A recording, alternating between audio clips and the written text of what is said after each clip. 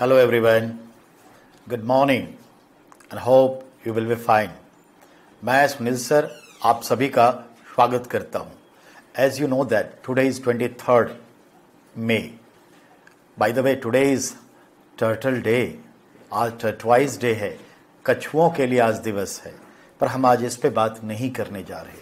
आज हम बात करने जा रहे हैं किस चीज़ के लिए, बहुत ही डिफरेंट, जिसकी वैल्यूज़ 100% आज भी रिलेवेंट है. I am talking about the word Magna Carta. As you know, the word Magna Carta, that is very important. It means a great right, महान अधिकार पत्र. यह शब्द जितना वजन रखता है पॉलिटिकल साइंस में, उतना ही वजन रखता है हिस्ट्री में, चाहे वो वर्ल्ड हिस्ट्री कहें या इंडियन हिस्ट्री कहें, वर्ल्ड पॉलिटिकल साइंस कहें या इंडियन पॉलिटिकल सिस्टम कहें. बट हाउ, समझिए इसको.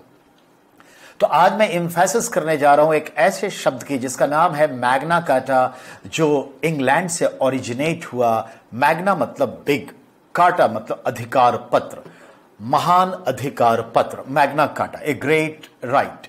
मतलब इसको समझिए. इंग्लैंड में 15 जून 1215 में या इस तारीख को इंग्लैंड के राजा mister John, I mean king John, और वहां के 2-4 एस्टेट्स यानी सर्फडम यानी सामंती राज्यों के बीच एक शांति संधि हुई. क्या हुई? एक शांति समझौता हुआ, एक पीस ट्रीटी हुई, जिसके तहत राजा ने उस सर्फडम को, उस एस्टेट को कुछ स्पेशल प्रिविलेजेस दिए, राइट्स दिए, जिससे वहां पीस डेवलप हो गया, यानी अनरेस्ट में चला गया, अराजकता समाप्त हुआ और शांति बहाल हुई. It was considered a great right for citizen. It is the beginning of the birth of fundamental rights. इसी को मूल अधिकारों की शुरुआत कही जाती है, इनिशिएशन ऑफ फंडामेंटल राइट्स कही जाती है. तो मूल अधिकार या मौलिक अधिकारों की शुरुआत वर्ल्ड में, विश्व में अगर हम देखें तो ये 15 जून 1215 को दिखता है, जिसके तहत उस शहर के, उस स्टेट के बहुत सारे वहां के सिटीजन्स को, सर्फडम को, बड़े बड़े सामंतों को, नाइट्स को बड़े अधिकार मिल गए, जिससे इंग्लैंड में पीस एस्टैब्लिश्ड हुआ. उस टाइम के राजा कौन थे? Mister John. उन्होंने ही ये राइट्स इशू किए इन स्टेट्स को. तो ये एक वर्ड निकल के आया मैग्ना कार्टा. एक तो सिंपल क्वेश्चन आपसे पूछेगा, व्हाट इज मैग्ना कार्टा? तो जो मैंने अभी बयान किया आप उसे ही कहेंगे ये मैग्ना कार्टा है. यानी 1215 15 जून, king John of England issue a right to their serfdom, a number of states as a citizens' rights. It is considered the fundamental rights. It's make a peace. That is called the Magna Carta. अब ये शब्द समय के साथ other sense में भी develop होने लगे. तो भारतीय संदर्भ में अब ये वर्ड मैग्ना कार्टा सिंबल बन गया ग्रेट राइट का, ग्रेट पावर का, ग्रेट अचीवमेंट का. तो जरा समझिए. 1717 भारतीय इतिहास, मुगल शासक हैं कौन? फर्रुखशियर, जो हम देखते हैं 1713 से 1719 के बीच में शासन कर रहे हैं. तो मुगल शासक हैं फर्रुखशियर, और इसके समय में ईस्ट इंडिया कंपनी को पता चलता है कि फर्रुखशियर के पांव में गैंग्रीन घाव है जो छूटे ना छूटे. तो इन लोगों ने क्या किया, एक डेलीगेट्स टीम बनाई 4 लोगों की. अबू शहर, जिसमें इंटरप्रेटर थे 2 भाष्य, जॉन मिल्टन जो थे, सॉरी हैमिल्टन जो थे, Hamilton not John Milton, Hamilton जो थे वो डॉक्टर थे, ठीक है, और जॉन शुरमन इस डेलीगेट्स के लीडर थे. तो ये चारों व्यक्ति हम देखते हैं दिल्ली आए बादशाह के पास, उनके घाव को छुड़ा दिया. बादशाह ने कहा क्या चाहते हो? इन्होंने कहा मुझे बंगाल, बिहार, उड़ीसा में व्यापार करने की इजाजत चाहिए. We want to be free trade in Bengal, Bihar and Odisha. फर्रुखशियर ने खुशी खुशी उसे ये राइट दे दिया. यानी ईस्ट इंडिया कंपनी को 1717 में मुगल बादशाह फर्रुखशियर ने बंगाल, बिहार, उड़ीसा में मुक्त व्यापार की इजाजत दी, फ्री ट्रेड की राइट्स दी. बदले में सिर्फ मालिकाना हक को दिखाने के ख्याल से 3,000 रुपए एनुअल फी मुकर्रर कर दिया गया कि अब वर्ष में 3,000 रुपए देंगे और पूरे वर्ष आप without paying the toll tax, बिना चुंगी पे किए आप फ्री ट्रेड करेंगे। ईस्ट इंडिया कंपनी के सामान का जहां ब्रांड लगा होगा वो फ्री ट्रेड में जाएगा। So this is considered 1717 charter, इसे 1717 का अधिकार पत्र कहते हैं, सनद कहते हैं, जो फरूख शेर मुगल बादशाह ने ईस्ट इंडिया कंपनी को दिया। And this is considered the Magna Carta of east India company. तो देखा आपने, एक मैग्ना कार्टा जो ओरिजिनल कहां था, अब आ गया इंडियन हिस्ट्री में Magna Carta of east India company. Point clear? जाने दीजिए। 2 क्वेश्चन मैग्ना कार्टा से तैयार। तीसरा सवाल पर अब ध्यान दें, ठीक है। अब मैं तीसरे सवाल पर आपको लेके चलूंगा। तो आपने एक तो देख लिया ये, दूसरा आपने क्या दिया, 1717 चार्टर। तो 1717 का चार्टर आपने देख लिया, फरूख शेर जो ईस्ट इंडिया कंपनी को। अब तीसरे सवाल पे आइए। भारत में गवर्नर जनरल की जो व्यवस्था चल रही थी उसमें लॉर्ड डलहौजी 1848 से 1856 तक गवर्नर जनरल ऑफ इंडिया रहा और उसके समय में एजुकेशन के ऊपर एक कमिटी एस्टैब्लिश्ड हुई जिसका नाम है चार्ल्स वुड्स कमिटी। हालांकि मिस्टर वुड्स का एक्चुअल नाम है लॉर्ड हैलिफैक्स। तो Charles Woods committee established 1852 and reported its report in 1854। इसे कहते हैं वुड्स डिस्पैच, चार्ल्स वुड्स का आलोक पत्र, प्रकाश पत्र। इसमें इसने प्राइमरी एजुकेशन, सेकेंडरी एजुकेशन और हायर एजुकेशन यानी प्राथमिक विद्यालय या प्राथमिक शिक्षा, माध्यमिक शिक्षा और उच्चतर शिक्षा यानी कि ये स्कूल का, मिडिल स्कूल का और यूनिवर्सिटी तक की बात की। इसी के आधार पर 1855 में डिस्ट्रिक्ट एजुकेशन ऑफिस एस्टैब्लिश्ड हुआ जहां पर डिस्ट्रिक्ट एजुकेशन ऑफिसर का पोस्ट क्रिएट हो गया। इसी के रिपोर्ट के आधार पर 1857 में, नॉट 56 बट 1857 में 3 यूनिवर्सिटी भारत में एस्टैब्लिश्ड हुए। सबसे पहला Kolkata university, number 2 Bombay university, number 3 Madras university. एक ही वर्ष 1857, पर एस्टैब्लिशमेंट के जो क्रम है वो है पहले कोलकाता, फिर बंबई और फिर मद्रास। तो ये लंदन के पैटर्न पर यहां यूनिवर्सिटी एस्टैब्लिश्ड हुई। ये भारत में मॉडर्न टाइम में 3 ओल्डेस्ट यूनिवर्सिटी है। एंड हां, इसको ऐसे समझेंगे, this is consider the Charles Wood's dispatch consider the Magna Carta of India's education.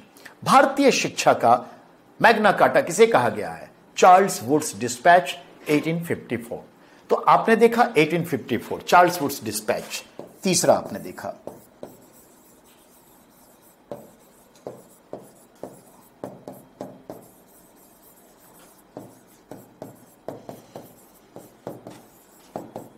इसे भी कहा है Magna Carta of east India company. 3 हो गए। अब हम चौथे पर आएंगे। अब हमारा चौथा क्या है जिसे कहा जाता है कि मैग्ना कार्टा। तो आइए अब अगले पॉइंट पर आएंगे। अब हम आ जाते हैं हमारे इंडियन पॉलिटिकल सिस्टम के कॉन्स्टिट्यूशन पे। In our constitution there are numbers of parts, that is 22 originally, now 25 parts. But उसमें एक पार्ट्स है part 3 that is mention the article 12 to 35। All these are concern of, better, fundamental rights। हमारे भारत के संविधान के भाग 3 के तहत जो अनुच्छेद की संख्या 12 से 35 तक दर्ज है, ये सभी के सभी मूल अधिकारों का वर्णन करती है। And this fundamental rights is considered the Magna Carta of India's constitution. मूल अधिकार जो 12 अनुच्छेद से लेकर 35 तक हैं, उसे इकट्ठा कहा जाता है भारतीय संविधान का मैग्ना कार्टा। अब पार्ट 3 में यह कंटेंट है, तो भाग 3 को हम कहते हैं Magna Carta of India's constitution. यानी भारतीय संविधान का मैग्ना कार्टा किसे कहते हैं? किस पार्ट को? तो पार्ट 3। किस आर्टिकल, बंच ऑफ आर्टिकल को? तो हम कहेंगे 12 to 35। और किस व्यवस्था को? तो कहते हैं फंडामेंटल राइट्स को। Point clear? अब अगले पॉइंट पर आइए। अब इस मैग्ना कार्टा को एक और सवाल की तरफ लेके चलेंगे। तो आपने देखा फंडामेंटल राइट्स यानी पार्ट 3 आपने देख लिया। Constitution of India,